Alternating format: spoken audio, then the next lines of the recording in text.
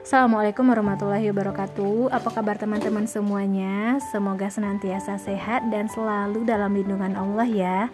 Dan buat teman-teman yang sekarang sedang sakit, semoga segera Allah angkat penyakitnya dan Allah beri balasan pahala atas keikhlasan hati selama teman-teman sakit. Amin.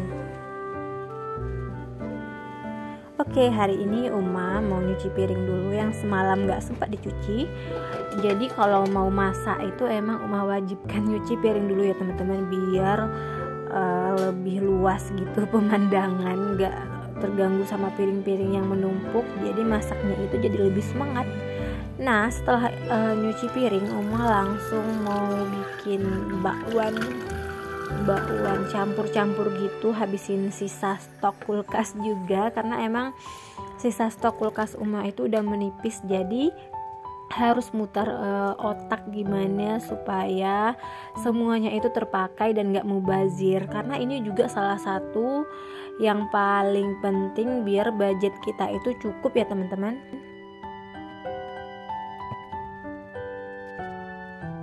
Nah, sesuai dengan thumbnailnya, Uma pengen share sedikit tentang tips mengelola keuangan, terutama untuk pasangan yang baru menikah. Jadi Uma gak ada maksud menggurui ataupun menceramahi, karena kita sama-sama belajar ya teman-teman. Uma juga pribadinya masih banyak sekali kekurangan rasanya di tahun-tahun pernikahan ini yang juga belum lama. Mungkin di luar sana lebih banyak gitu pasangan-pasangan yang bisa melewati lika-liku pernikahan itu sampai bertahun-tahun dan tetap harmonis. Nah, kemarin juga pernah Uma baca artikel kalau salah satu pemicu masalah di rumah tangga itu juga masalah keuangan dan faktor ekonomi ya teman-teman. Jadi gimana caranya kita supaya dalam tanda kutip menghindari masalah yang terlihat sepele itu, masalah keuangan, agar rumah tangga kita ini bisa selalu harmonis sampai ke surganya. Amin.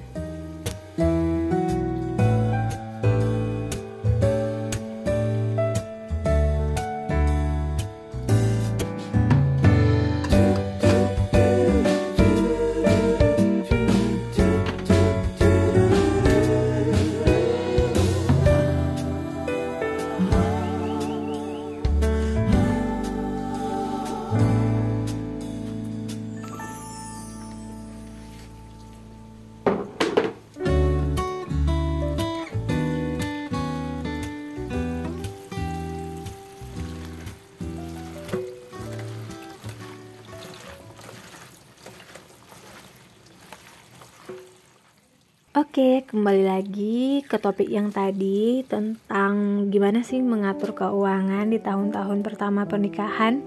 Karena emang gak mudah ya teman-teman menyatukan dua kepala dalam satu rumah yang kebiasaannya itu beda-beda, terutama buat kita yang biasanya bekerja di luar dengan gaji yang lumayan banyak untuk dihabiskan sendiri.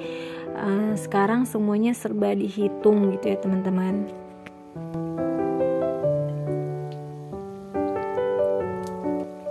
Karena kalau nggak hati-hati, masalah keuangan ini bisa jadi duri dalam daging yang kapan waktunya bisa meledak, bisa menjadi nanah gitu teman-teman. Nah, makanya kita emang harus pinter-pinter mensiasati gimana budget kita itu bisa tetap di alurnya dan bisa juga menabung untuk impian-impian kita.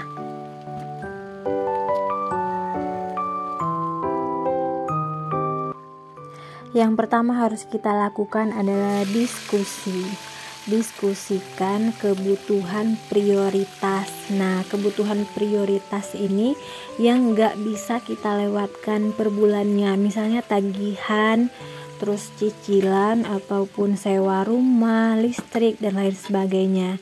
Nah, ini yang paling penting harus kita diskusikan dengan pasangan. Jadi intinya kita itu nggak bisa ikut-ikutan gitu ya teman-teman. Atau karena gengsi pengen beli mobil, pengen beli motor, padahal budget kita itu nggak cukup.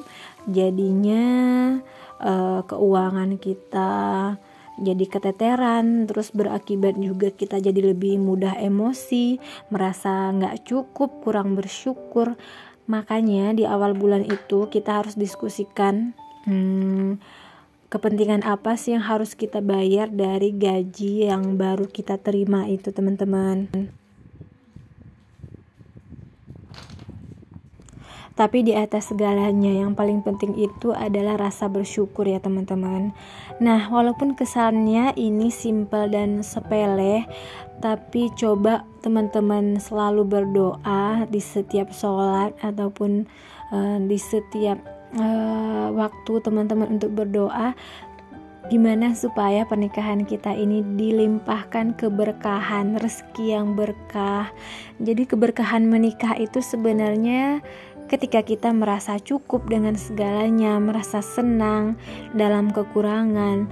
Bukan berarti pernikahan yang bahagia, rezeki yang banyak itu pernikahan yang mempunyai rumah yang besar ataupun duit yang banyak.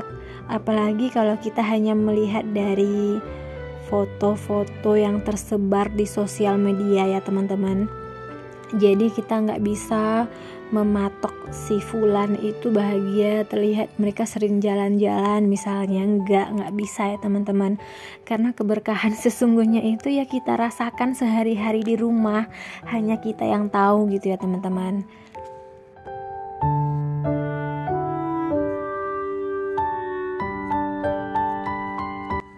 Oke, itu tadi Uma udah kayak ceramah juga.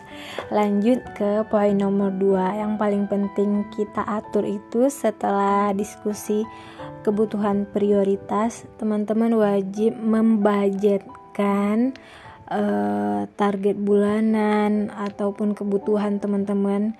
Itu wajib teman-teman budgetkan, karena emang nggak bisa satu rumah tangga itu jadi patokan. Misalnya teman-teman melihat rumah tangga si A yang di YouTube itu budgetnya hanya 100.000 seminggu, terus teman-teman coba malah jadi keteteran gitu ya teman-teman. Nggak bisa, karena budget yang kita butuhkan itu hanya teman-teman aja yang tahu, hanya kita di rumah yang tahu. Apalagi beda tempat, beda daerah, itu harganya kan juga beda. Jadi usahakan teman-teman benar-benar dibudgetin kebutuhan bulanan, kebutuhan mingguan. Nah, setelah dibudgetkan itu teman-teman sendiri yang tahu gimana cara mensiasatinya supaya belanjaan kita sebulan itu nggak lebih dari budget dan tetap bisa menabung tentunya.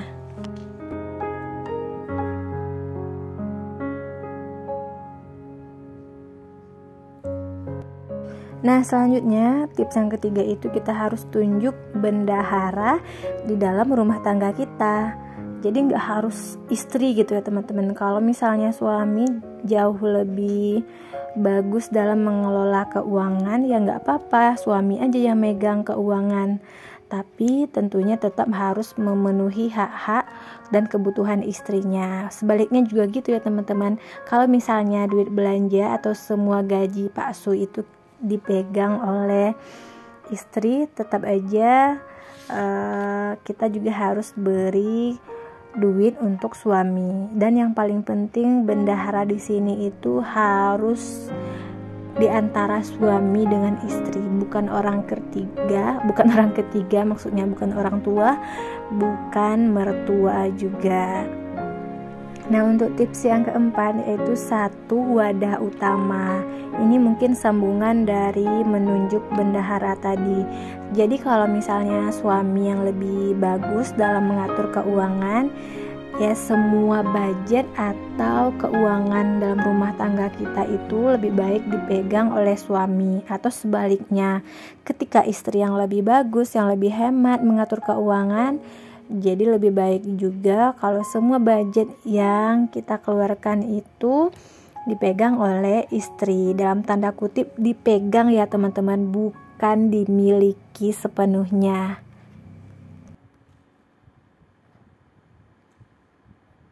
Lanjut tips yang kelima, kita harus bagi pengeluaran. Nah, ini terkhusus untuk istri yang bekerja juga. Itu otomatis kan biasanya ada pemikiran kalau gajinya istri itu punya istri gitu ya teman-teman. Ya benar sebenarnya, tapi nggak ada salahnya juga kalau kita sebagai istri yang bekerja membantu keuangan suami. Misalnya istri itu dapat jatah beli yang murah-murah, misalnya pampers atau bayar arisan. Jadi yang berat-berat itu tugasnya Pak suami. Walaupun kita bekerja, tetap jadi istri itu nggak boleh pelit ya teman-teman.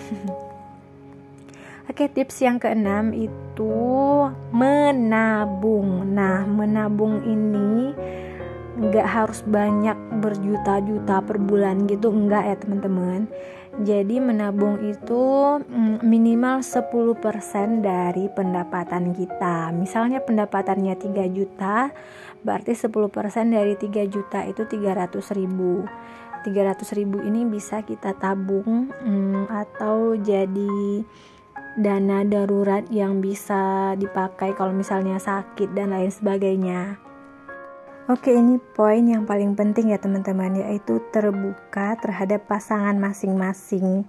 Karena kunci dari kebahagiaan rumah tangga itu adalah salah satunya yaitu terbuka satu sama lain, termasuk masalah keuangan. Jadi jangan ada dusta di antara kita ya teman-teman.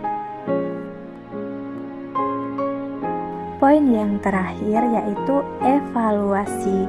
Jadi jangan lupa untuk selalu mengevaluasi pengeluaran kita bulan ini dengan bulan kemarin. Apakah cukup dengan budget yang udah ditentukan ataupun out of the budget ya teman-teman.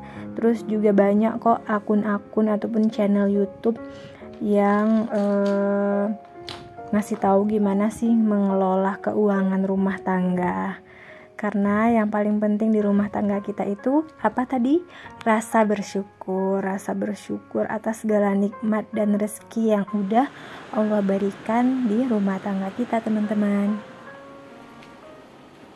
Karena tujuan utama kita menikah kan mencari keberkahan, bukan kekayaan ya teman-teman. Jadi apapun masalah keuangan yang sekarang sedang teman-teman lewati dalam rumah tangganya, anggap aja itu ujian dari Allah untuk meningkatkan ketakwaan dan kekuatan rumah tangga teman-teman dalam menghadapi berbagai macam gelombang dalam nahkodanya. Semoga pernikahan kita semua bisa berakhir di surganya Allah ya teman-teman. Amin. Terima kasih ya teman-teman udah ngikutin video Uma sampai habis. Semoga bermanfaat dan assalamualaikum warahmatullahi wabarakatuh.